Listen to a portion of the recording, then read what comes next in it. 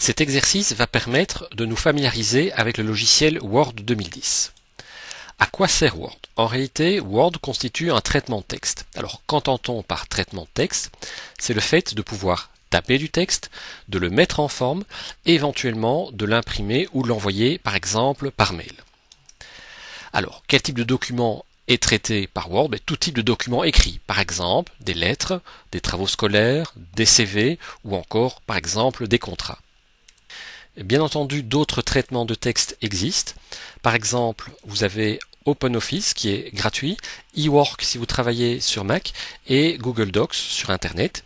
En ce qui me concerne, je préfère nettement travailler sur Word pour 3 raisons essentiellement. Parce que j'estime que c'est le programme le plus complet en matière de traitement de texte, qu'il est le plus utilisé dans le monde et par ailleurs qu'il est le plus agréable à utiliser. L'objectif de cet exercice sera de réaliser la mise en page d'un document que vous avez préalablement téléchargé sur le site internet de l'école. Donc vous l'avez ici à votre gauche, c'est le document original. La première partie de ce document original, vous voyez la transformation qui a été opérée. Nous avons donc nettement amélioré sa mise en page. Donc vous voyez le résultat. Nous devrons obtenir ce résultat après la fin d'exercice. Pour la seconde partie du texte original, donc cette partie-ci, nous devrons obtenir ceci comme résultat, donc une lettre.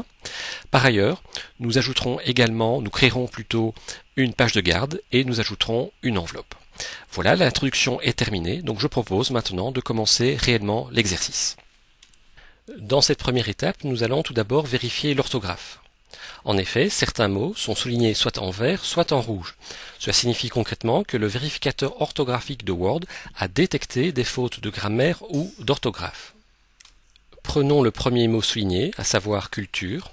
Vous faites un simple clic droit sur culture, et là nous avons une proposition avec un S au pluriel. Effectivement, c'est la bonne proposition, donc je sélectionne culture dans le menu contextuel, je clique dessus, et nous avons cette fois-ci bien autre culture au pluriel.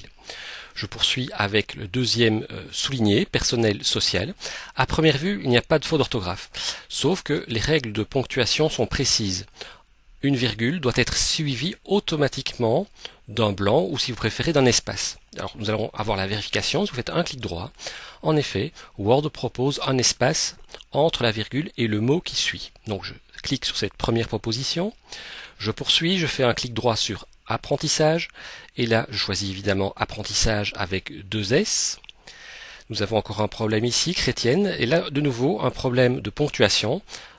Un point doit suivre tout de suite le mot qui le précède. Donc je fais un clic droit pour vérifier, c'est bien cela. Donc je clique sur cette proposition. Là nous avons un problème de nouveau singulier pluriel. Donc là visiblement nous ne devons pas avoir du pluriel. On fait un clic droit et effectivement nous avons la proposition ici de personne au singulier. Dans ce document initial, nous avons bien 2 parties. La partie supérieure, mais nous avons également une lettre dans la partie inférieure du document. Or, si je me réfère au résultat final, nous voudrions que la lettre se trouve sur une seconde page. Comment procéder? Donc je reviens sur le document initial. Je me positionne devant le i de XL. Je clique, un simple clic gauche. C'est bon. Et là, je vais appuyer sur 2 touches en même temps. Vous appuyez continuellement sur la touche CTRL du clavier, donc vous laissez le doigt appuyer sur ces touches CTRL, où elles se situent tout simplement dans la partie inférieure gauche du clavier, donc CTRL ou CTRL, vous laissez le doigt appuyer sur ces touches, et vous allez appuyer une seule fois sur la touche Return de votre clavier, c'est la plus grosse touche, donc CTRL plus Return, vous pouvez lâcher les 2 touches, et là vous avez le résultat, tout simplement cette lettre a été en quelque sorte rejetée sur la seconde page du document. Nous continuons l'exercice en nous concentrant cette fois sur la seconde page du document, à savoir la lettre. Tout d'abord, nous aimerions positionner la date du document à droite de la lettre. Donc, vous placez devant le i d'XL, normalement le curseur clignote. Si ce n'est pas le cas, vous recliquez devant le i. Vous allez dans la barre d'outils et vous cliquez sur cette icône « Aligner le texte à droite ». À la fin du texte, nous voyons un paragraphe qui n'a pas été correctement positionné, puisque ce paragraphe-ci devrait être positionné en début de document, en début de lettre. Tout d'abord, nous devrions ici avoir une place entre le titre qui figure ici et la suite du texte. Donc vous cliquez à la fin de degré, vous appuyez sur la touche Enter de votre clavier. Nous avons donc une ligne vide pour l'instant. Et dans cette ligne vide, nous allons placer les 3 dernières lignes de la lettre. Donc nous allons sélectionner en cliquant en face de Chers parents dans la marge. Vous laissez le doigt appuyé sur le bouton gauche de la souris. Et ici, lorsque vous arrivez sur la 3e ligne, vous pouvez relâcher le bouton gauche de la souris. Ensuite, vous cliquez une fois à l'intérieur du paragraphe en laissant le bouton gauche appuyé. Et vous allez ensuite positionner, tout en ayant donc toujours ce bouton gauche appuyé, ce paragraphe à cette partie-ci de la lettre. Lorsque vous arrivez sur la seconde ligne, vous pouvez lâcher le bouton gauche de la souris et ce paragraphe a été donc correctement positionné. Nous avons une ligne inutile. Vous cliquez à la fin de 2012, vous appuyez sur la touche Delete de votre clavier pour supprimer cette ligne. Vous sélectionnez l'entièreté de votre lettre en cliquant dans la marge de gauche et en lâchant le bouton gauche de la souris lorsque vous arrivez sur la dernière ligne.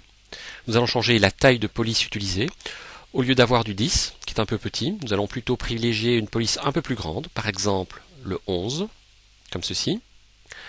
Ensuite, nous allons maintenant nous attaquer au paragraphe, et plus exactement aux espacements entre chaque paragraphe. Pour l'instant, le texte est un petit peu trop serré, or nous avons suffisamment de place pour aérer notre texte. Pour ce faire, vous allez dans le menu Mise en page. Vous avez dans la zone Espacement après, vous indiquez une valeur de 6 points. Je clique à l'extérieur pour désélectionner le texte, et là donc je m'aperçois que chaque paragraphe en fait est espacé d'une valeur de 6 points. Il est à noter qu'à l'intérieur de chaque paragraphe, les espacements sont restés identiques. Régulièrement, je dois vous inviter à consulter la fonction Imprimer. Donc vous allez dans le menu Fichier, Imprimer. Nous n'allons pas imprimer le document, mais nous avons accès à une vue d'ensemble du document, en particulier le placement des paragraphes par rapport à l'ensemble de la feuille.